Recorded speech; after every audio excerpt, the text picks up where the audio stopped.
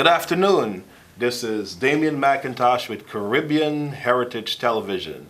And we have the privilege once again of interviewing a woman who has been making a significant difference in our community, impacting lives, and she continues to keep her focus on changing the lives of individuals who are interested in moving forward. Now, Miss Peters, this is Miss Yvonne Peters. Miss Yvonne Peters has been very instrumental in our community in working with the youth. She works with one of the largest organizations in New York City. Many of us travel on it on a daily basis, and that is the MTA. In addition to that, she is a coach for a netball club, and as well, she's involved at St. Mark's in a advisory capacity with the youth. Now, Miss Peters, bring us into your world. Tell us a little bit about yourself, a little bit about your background and what you're doing in our community. My name is Yvonne Peters, and I work with the New York City Transit. I work in the examinations department, where I process applications for candidates who are looking for jobs. Great. Okay. Great. Now I see that in addition to that, you're also involved in netball club, right? Yes, I am. And I can tell that's where your athleticism as well as your competitive nature comes into play. Tell us a little bit about how that came to be. Well, I've been playing netball, you can say, for all my life. Back in the Caribbean, St. Vincent and the Grenadines, and then when I migrated to the United States, in Brooklyn, there netball was. So I just go right ahead, get involved, and I played with a couple of teams and clubs. But then later on, it's like, it's time to move on and be yourself, and be myself, experience. So with myself and a few selected players, we decided that we're going to do our own thing, get our own people, get our own club, and get our own little girls and our own, other people from different nationality to play with us. Okay. So to make it happen. Wow. And the important thing about that is there's a lot of segregation in our community. So it's always nice to be a part of something that bridges the gap and bring individuals together. Doing that, I also see here that you are the president for the Caribbean American Cultural Group. Tell us a little bit about the group, how it got started, and what is the focus of the group. Okay, the group gets started because one day I was in a backyard function, and I have decided that, I looked around and thought just came to me that what are we doing, what am I doing for the community? What can I do? What can we do, as a people to help, our young people get involved? It's like a sense of being or doing something. And eventually I had a, conversation with, a few people that, that I could identify with. And they all agreed, and that's how it really come into being. Okay. And with that, we have, with this group now, we decided that we're going to put forth Miss New York Continental. That's going to be our first, project. So this way, we can start something in the community for our young people. Okay. Okay. Now tell us a little bit more about the Miss New York Continental. I know, throughout the year, many of us have an opportunity to witness Miss America and so many other pageants. But tell us about this pageant. Who do you focus on, and in terms of age group, and how long has it been in existence since you guys started the American Cultural Group? Miss New York Continental Cultural Pageant has been in existence for over 5 years. Okay. And we geared towards young ladies between the ages of 16 to 24, because we felt that this is the needed age, the nurturing age. So we put that forward. It's it consists of like three parts, which is three sections, which is swimwear, Okay. evening wear, and talent. Okay. Okay. So that those are three main focus Category. areas. Okay. Yes. Now, one of the things about being a part of a pageant or any type of event is the ability for you to be built up in different areas, whether it be self-esteem, because just the courage to be a part of it takes a lot of strength to be able to do so. What are you doing through the pageant to be able to empower the young ladies in that manner? We are able to empower these young ladies through the training that they will have received throughout the duration of the pageant. We have selected leaders in our community that will contribute towards this, towards making it happen for them. And that would be in terms of workshops such as confidence building, communication skills. We have our very own pageant coach, Miss New York, Miss Universe runner-up, and she is the one who really like nurture them into modeling, grace, poise. So we went all out to make sure that these kids, if we're going to have a pageant, we're going to make sure that they are well taken care of. So as they move on, they would have a good experience, and they would be able to help other girls like themselves, to become leaders or role model for them. Wow, that's so empowering, and we live in a society today where sometimes the things that are said about young women are not the very best, but it's always good to have an environment to encourage and inspire them to be able to do some things. Ladies and gentlemen, I trust that you're enjoying this interview so far with Ms. Peelers. At this time, we'll take a break, and we'll be right back.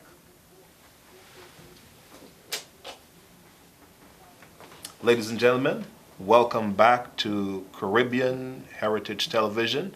And today we're continuing our interview with Miss Yvonne Peelers, who's been making a significant difference in the community.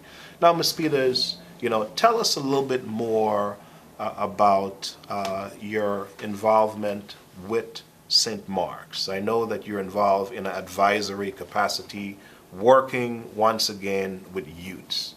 Now, obviously, you have a passion for youth. Where do you feel that passion came from? I believe that passion came from I think the need of help. The need for helping. The need of admiration for the young people in our community. Wanting them to succeed. We know that our community is somewhat influenced by, negative influences, whether it be drugs, whether it be, alcohol, it has been so influenced negatively that there's always a need for helping the youths. I also want to believe that I get my inspiration from, or my aspiration from, my father. Okay. Because he's the one who contribute to his community as growing up as a young man. He would give us stories about what he did, like hosting, community parties, having his own masquerade band, a band leader. And so I believe that's where, my involvement in terms of the community, where your passion came from. Yeah, okay. Where my passion came from. And also, I guess my sensitive part of it come from my mother, Okay. in terms of spirituality. Where my care and concern is for, for humanity. So there's a nice balance there with the contribution of your dad and your mom. I think so, yeah, very much. My mother would never get involved in anything that has to do with masqueraders, because she, or anything that's, that's out there in the world. She's more spiritual and more conservative. But my father, he's just out there. He's Okay. making it happen. He's having fun. Now, you mentioned your father and your mother and the role that they played in your life. Tell us a little bit about, your family. I mean, are you blessed with children? Tell us a little bit about your family and your children. And I mean, I'm quite sure they received the same inspiration that you received from your parents. Yes, I am a mother of 3 kids and 6 grandchildren. Wow. Okay. And my kids are most likely like me. They're very much outgoing and they just love to have fun. They enjoy a good laugh and they like humorous. I cater to them. They have moved on with their life and I'm there, but I'm still there to nurture them. I picked up my grandkids and I take them to church. Okay. Sunday school, so they can get a piece of what I have experienced growing up, and my kids have also experienced growing up. So what they don't want to do, then I'll pick up from there. Okay. Okay. Now, tell me, mentorship. Today, it is important that in order for us to reach a particular place in life, that we either look to someone who inspires us, or many of us are benefactors of individuals who have made deposits in our life. When you think of where you are today and the individuals who made an impact, who are 1 or 2 of the individuals you would say, had that significant impact in your life in various areas? Like I said, it would be my mother and my father. Mm-hmm. But the thing about this, if I am pressured and I don't know, I would ask. Okay. I'm not afraid of asking for help. I'm not afraid of of doing stuff. And so I believe I get it from the ability to ask and not afraid to step up and ask for help rather than suppress it and then nothing happened from that. So Well, and it's interesting that you mentioned that. I think that's so important. There's a scripture, that says that we are destroyed for lack of knowledge. And a lot of times is not the fact that we're not able to do it, but we don't acquire the necessary information to be able to make those right decisions. Mm-hmm. So having that quality to find out what you don't know is so important.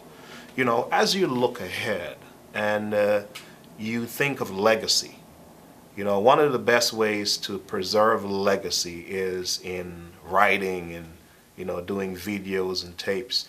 When you think of legacy, what would you like to leave as a legacy to be remembered, by when people look back? But actually, writing a book is not a part of my criteria. Video, I mean, we do have tapes that we can look back, but that's really not a part of my criteria either in terms of movie or whatever it is. No, but what I can say is that by educating the young ladies in the pageant, I trust that, or we trust that, whatever they have learned, they will take it with them and then continue to do what we are doing. In terms of the pageant, they would come back. Okay. And share and keep that legacy going. Okay. And I think that's so important that as we all go through different experiences in life, that we all think about leaving a legacy. Because at the end of the day, we all have a time period to do what we need to do. What's important is that when we look back at our lives, that we're proud of what we did, and at the same time that we leave a legacy, so when we think about our children and our grandchildren, they can be proud of what the individuals that went before them did. I trust that you're enjoying this interview. As we come back for the final home stretch, we will take a brief break, and we will see you back soon.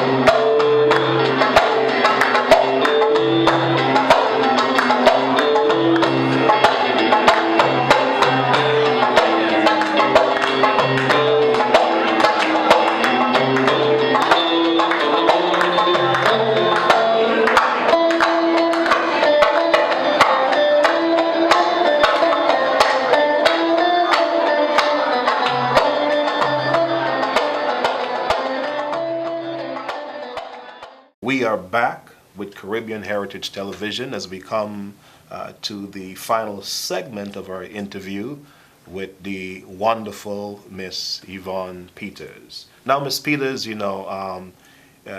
has been certainly a pleasure having the opportunity to dialogue with you, and certainly you have a lot to offer, and you have already been making steps of impacting the lives of others. When you think ahead into the future, your involvement with the Caribbean American Cultural Group and the Netball Club, what are some of your aspirations for the future that you would like to accomplish as you continue to make deposits in the life of others? As I continue to look ahead, I'm looking at my little grandkids. I have 3 girls and 3 boys.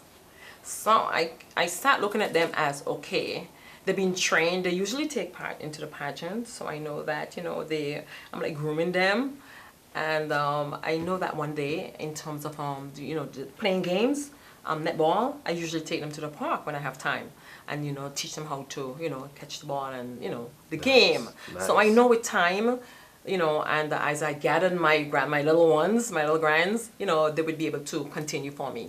So when I look back, I'd be like, wow, I'd be all proud, that I started it for them, and they look forward to that too. They do have a good time. Okay. I admire your resiliency and your energy, and obviously, it takes certain practices to be able to maintain that drive. As the audience is looking on, and they are women who have aspirations of achieving different things and doing different things, and obviously many of them might run into roadblocks, and there are times when many of them might feel like giving up. Some people get to the point where they feel like life is not worth it. What would you say to those individuals to encourage and to inspire them to keep on persisting? I mean, you talked about the fashion show that started 5 years ago, and I'm quite sure year 1 was a challenge, but today you're in the 5th year because you persisted. What would you say to them? I would say to them, do not give up. Keep the faith. If you need help, there is help available. You can always go to your pastor. You can go to a teacher or professor. You can go to some form of leader in your community and seek the help that you want. Don't give up. Persevere and pray about it and work at it. Do not give up. Well, ladies and gentlemen, there you have it. Miss Yvonne Peters. She continues to make a difference in the community. She looks wonderful. She's been taking great care of herself and inspiring other women in the community to do the same. I trust that even as you have listened to this interview, that you will take something from it, and that you too will have the opportunity of creating a legacy and leaving a path for others to follow. Once again, this is Damian McIntosh with Caribbean Heritage Television, and I trust that you are awaiting our next interview of a woman that is impacting this society in a great way and changing lives. See you until next time.